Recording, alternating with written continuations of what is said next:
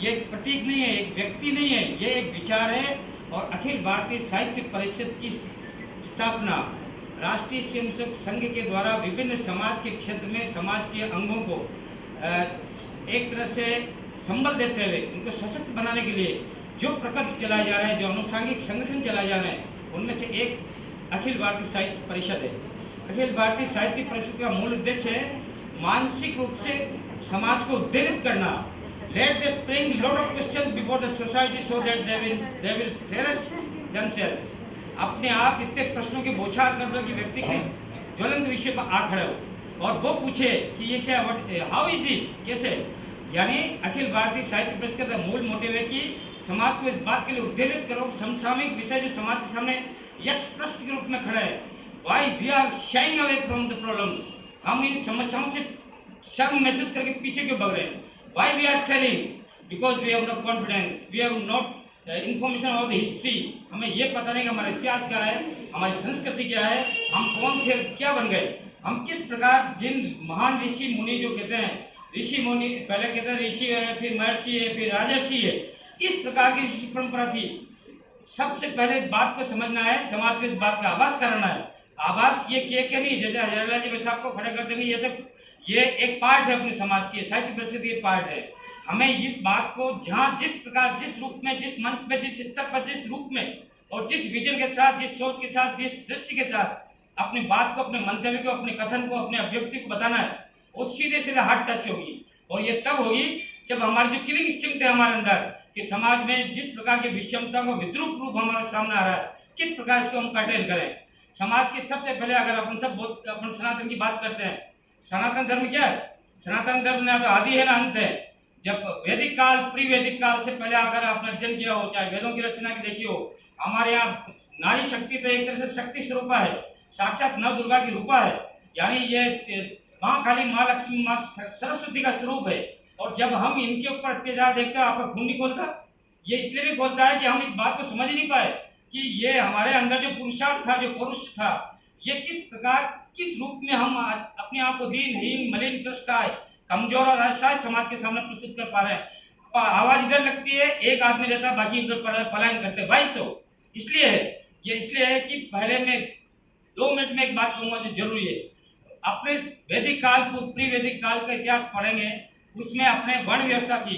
और वर्ण संस्कृत की वृद्ध धातु से निकला, जिसका अर्थ होता है वर्ण करना। वर्ण यानी टू सेलेक्ट, चयन करना, उसका चुनाव करना, उसका वर्ण करना, उसको अपनाना, उसको स्वीकार करना, उसको अंतर्निहित करना। अब ये क्यों है, इसके पीछे उद्देश्य क्या है।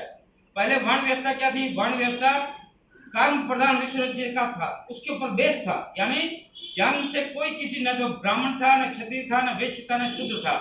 जिसने जिस कर्म को उस परिवार ने वर्ण किया है, उस व्यक्ति के बालक ने जिस कर्म को वर्ण किया है, वो उस क्षेत्र में आगे बढ़ा।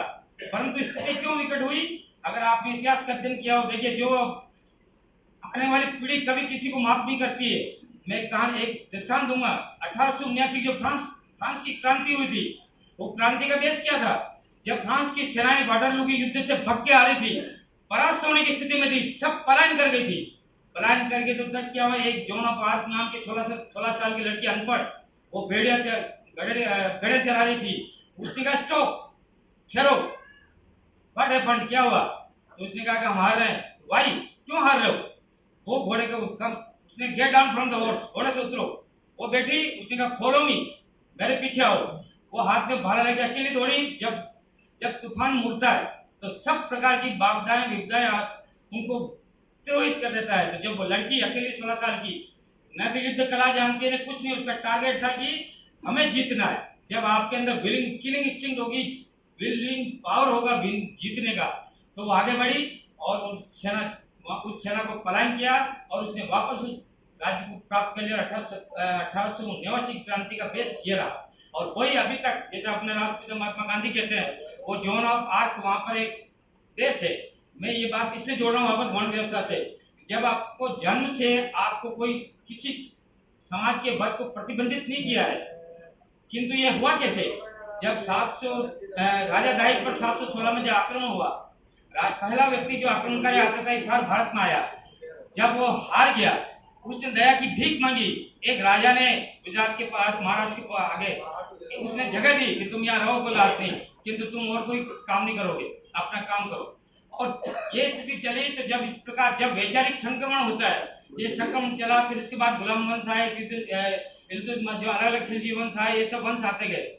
किंतु ये तब तक ये सब लोग अपने आप अपनी संस्कृति को धीरे धीरे स्वीकार करते हुए चलते गए, क्योंकि अपने अंदर अपने समाज के नेतृत्वकर्ता की जो व्यक्ति थे वो अपनी सभ्यता और संस्कृति से सुविज्ञ थे। उनको पता था कि पुराण में, इतिहास में क्या लिखा है, हमारे वेदों का सशक्त होने का आधार क्या है। और इस प्रकार की बात जब उन्होंने सुनी तो तब तक चलते रहे। किंतु जब 1526 में पहली बार, जब एक, पूरी डिटेल नहीं बताएंगे क्योंकि बहुत टाइम लगेगा, किंतु वहां से क्या हुआ, जब कुदृष्टि समाज पे पड़ी तो हमारे एक तरह से समाज को छिन्न भिन्न, खंड विखंड करने की प्रक्रिया चली। और इस प्रक्रिया से बचने के लिए हमारे बड़े बुजुर्गों ने सोचा, पहले घूंघट प्रथा चलाई कि भाई सुंदरता का बोध उनको नहीं होगा, ये लड़कियों का अपहरण नहीं करेंगे। फिर उन्हें लगा कि ये गड़बड़, ये तो भी नहीं रुक रहे हैं, तो उन्होंने कहा चलो बाल विवाह शुरू कर दो। 5, 6, 7, 8 साल की लड़कियों की शादियां शुरू हो गई, बच्चों की शादी हो गई। पहले ये कल्पना करी कि शादी हो जाएगी, इसके बाद अपहरण नहीं होंगे। ये प्रवृत्तियां आई नहीं गई है, लाई गई है। सने सने इतिहास को नष्ट करने का एक तरह से